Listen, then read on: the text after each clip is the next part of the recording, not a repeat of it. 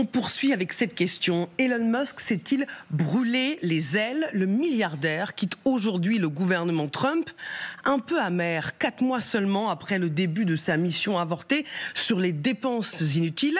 Pour la première fois, il cible le président américain. Il se dit déçu par son projet de loi qui va selon lui augmenter le déficit budgétaire. C'est ce qu'il a dit dans une interview accordée à CBS. J'ai été franchement déçu de voir ce projet de loi de dépenses colossales qui, au lieu de simplement le réduire, creuse le déficit budgétaire et compromet le travail de l'équipe Judge. On part aux États-Unis retrouver notre correspondant Mathieu Derrien. Dans une interview donnée à la chaîne CBS, Elon Musk s'est dit déçu par la loi budgétaire que Donald Trump tente en ce moment de faire voter au Congrès américain. C'est un texte fourre-tout dans lequel le président tente de tenir ses promesses électorales, comprenez des réductions d'impôts massives, mais aussi de nombreuses nouvelles dépenses, par exemple pour les militaires ou pour sécuriser la frontière. De quoi creuser encore les déficits budgétaires américains jusqu'à 2700 milliards de dollars dans les 10 prochaines années, selon certaines estimations. C'est beaucoup trop pour Elon Musk, lui qui était en plus le fer de lance de ces coupes budgétaires du temps où il s'affichait fièrement aux côtés de Donald Trump. Alors, on avait déjà vu le milliardaire patron de Tesla critiquer la guerre commerciale voulue par Donald Trump il y a quelques semaines. Là, il récidive sur le budget et selon les observateurs ici, ça pourrait tout simplement marquer la fin de l'idylle politique entre Elon Musk et Donald Trump. Merci Mathieu Derrien, notre correspondant pour TF1 et LCI. Permettez-moi d'accueillir dans ce débat Olivier Lascar, ingénieur, auteur de nombreux ouvrages, enquête sur Elon Musk, l'homme qui défie la science, ou encore Deepfake, l'IA au service du faux, aux éditions Erol. Merci beaucoup Olivier Lascar d'être avec nous. Avant de vous entendre, Anne Kratz, est-ce que Trump et Musk c'est terminé ? Ben oui, je crois. Mais de toute façon, c'était quand même un peu prévu. Il ne pouvait rester en place que 130 jours. Sinon, après cela, il aurait dû être remis en place par le Congrès. Donc, il fallait qu'il s'en aille. Et puis, de toute façon, le fait que cette romance n'allait jamais se conclure par un mariage était absolument évident dès le départ. Parce que avec deux personnalités comme ça ne pouvait pas durer. Bon, là, maintenant, en plus, Musk a des problèmes. Pour la 9e fois, le Rocket s'est écrasé pour la 9e fois.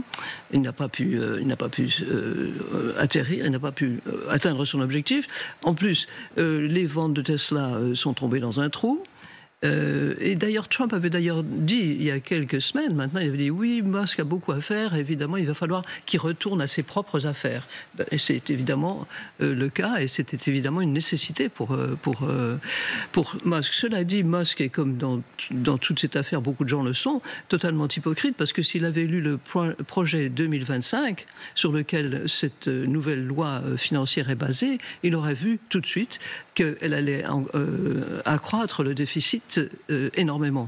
Donc, bon, il dit ça maintenant, il dit je ne sais pas si cette loi peut être à la fois grande et belle, j'en doute, et il s'en va peut-être un peu amer, mais il a fait beaucoup de mal. Il a fait beaucoup de mal, à mon avis. Olivier Lascar, c'est rare d'entendre Elon Musk exprimer des sentiments et dire qu'il est déçu. Est-ce que c'est d'autant plus dur pour l'homme le plus riche du monde, pour un milliardaire à qui beaucoup de projets ont réussi, d'accepter l'échec ?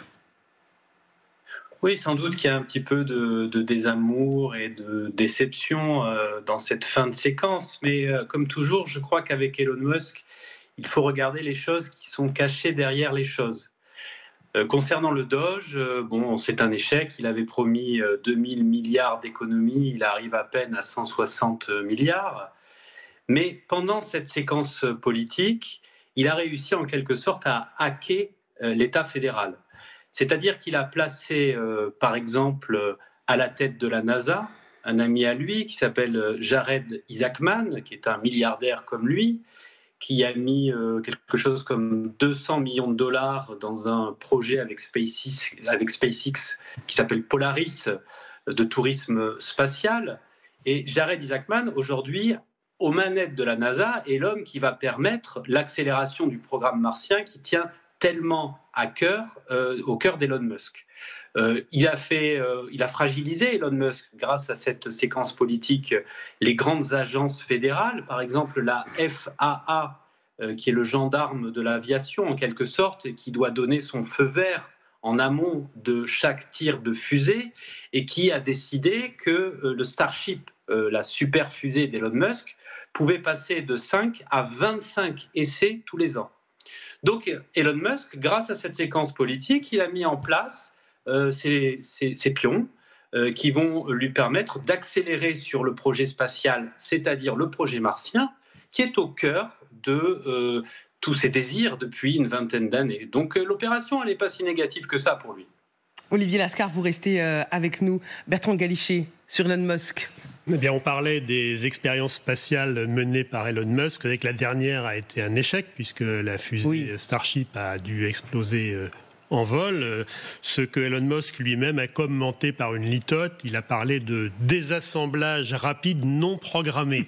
Eh bien, je pense que la bromance, le couple Trump-Musk est victime d'un désassemblage rapide, mais qui lui était programmé, puisque de toute façon, à la fin de cette période de 130 jours, Musk devait s'en aller ou, au contraire, donner, s'il voulait rester, des gages au Congrès, c'est-à-dire accepter plus de transparence sur ses activités, au fond, un contrôle sur ses activités au sein de l'administration américaine. Donc on voit bien quand même que la rupture, elle est beaucoup plus rapide et beaucoup plus forte et nette que prévu.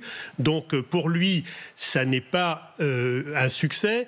Effectivement, il a listé dans son interview à CBS, mais pas sur les réseaux sociaux, la liste des accords finalement avec Donald Trump, et un constat qui n'est pas très bon, puisque on voit bien que le montant, ça vient d'être dit, des économies qui ont été faites est très loin de ce qui avait été espéré. C'est 8,5% du total qui avait été annoncé. Donc on en est loin, mais c'est vrai, et ça a été très bien dit, pour lui, de son point de vue d'entrepreneur, c'est pas trop mal parce qu'il a pu placer ses pions et qu'il va récolter des contrats extrêmement juteux avec la NASA. Et ça, il n'a pas perdu son temps au cours des derniers mois. Écoutons ce que dit le président américain sur le départ du milliardaire. Nous voulons tous vous remercier pour votre aide. Vous avez vraiment fait beaucoup de sacrifices. Vous avez été traité de manière très injuste. Eh bien, ils aiment brûler mes voitures, ce qui n'est pas génial. Vous savez, ça pourrait être mieux.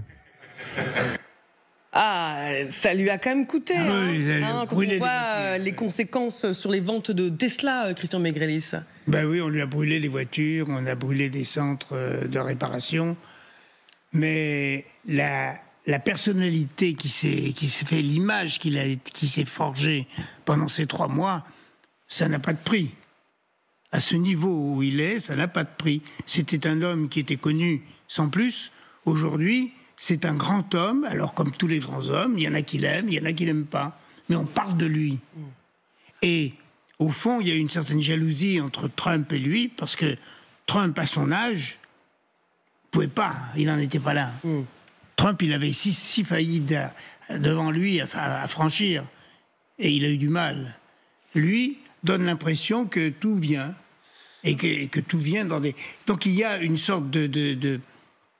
C'est un peu... Trump se comporte un peu comme son père, avec une certaine jalousie.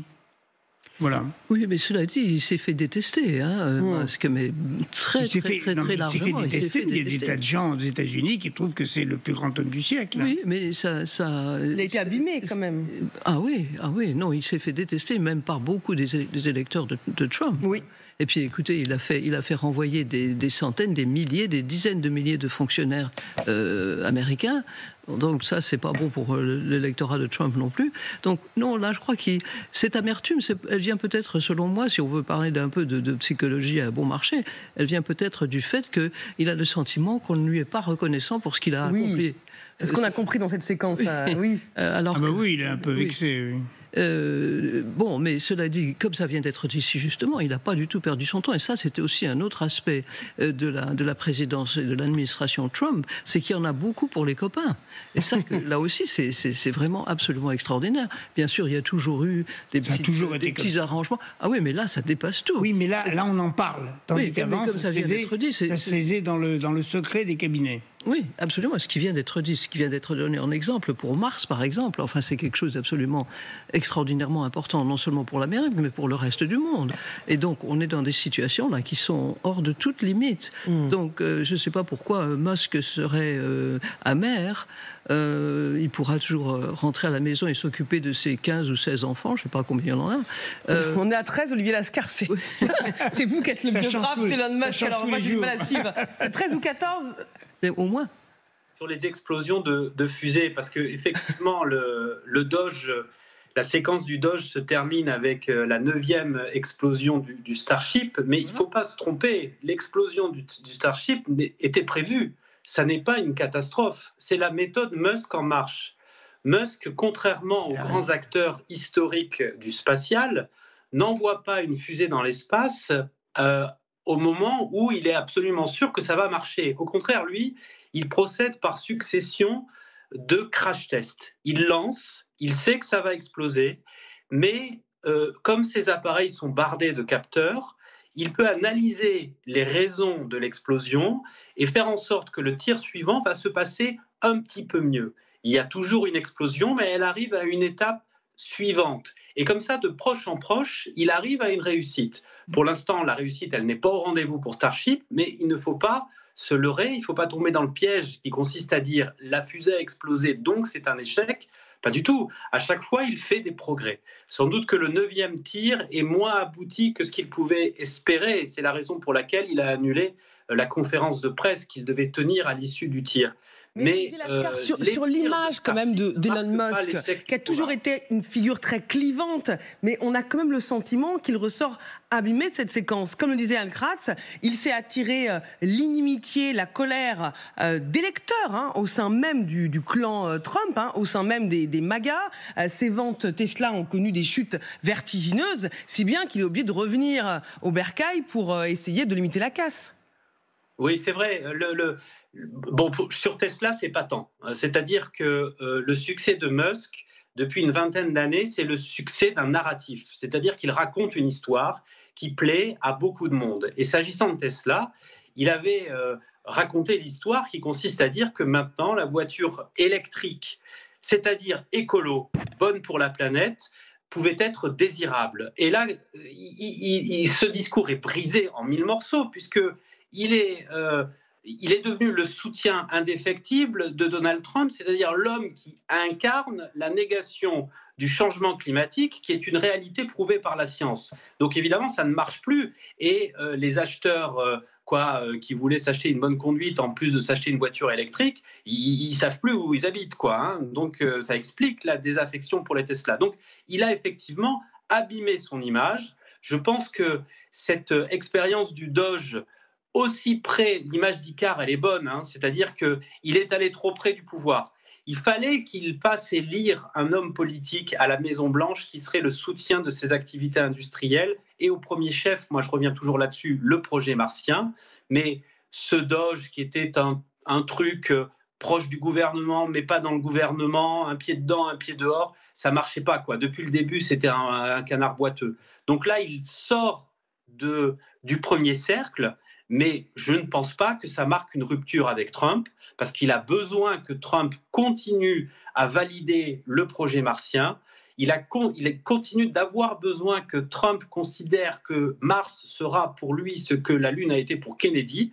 Et donc, il va continuer, à mon sens, d'être un soutien de Trump, mais de façon moins visible. Écoutons justement la réaction du président américain au départ d'Elon Musk. J'ai beaucoup d'amis en Afrique du Sud, mais beaucoup d'entre eux ne peuvent pas y retourner. J'ai Elon qui vient d'Afrique du Sud. Je ne veux pas l'impliquer, c'est tout ce que j'ai à faire, l'impliquer dans d'autres choses. Mais il se trouve qu'Elon vient d'Afrique du Sud, et c'est ce qu'il voulait. Oui, et après, il lui a dit que Elon Musk aurait du temps justement pour s'occuper de ses entreprises. Bertrand Galifet.